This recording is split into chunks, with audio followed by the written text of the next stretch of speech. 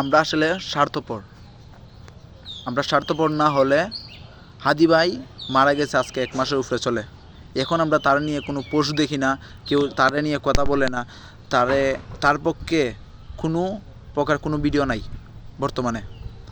আর ওইদিকে আমাদের তরসুদ বিল্লাল, সে video ছাড়লেই 1000 view, million view হয়, কিন্তু সে আজ পর্যন্ত আমাদের হাদি ভাইকে নিয়ে কোনো পোস্টই করলো না।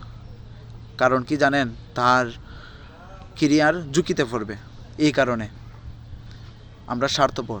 এই বাংলাদেশে যত নায়ক নায়িকা আছে অধিকাংশ কি গোটা কয়েকজন বাদ দিয়ে কেউ কথা বলে নাই সত্যের পক্ষে, ইনসাফের পক্ষে কেউ কথা বলে নাই।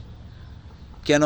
হাদি ভাই কি আমাদের এই বাংলাদেশের কি নাগরিক ছিল না? হাদি ভাই কি আমাদের ভাই ছিল না? হাদি ভাই কি সত্যের জন্য, ইনসাফের জন্য কথা বলে নাই?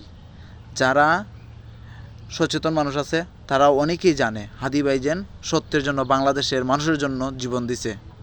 তারা এটা বুঝো, তারপরও তারা কথা বলে না। ওই যে একটা জিনিস, আমরা স্বার্থপর, আমাদের নিজেদের কথা ভেবে আমরা সত্যের পক্ষে কথা বলি না।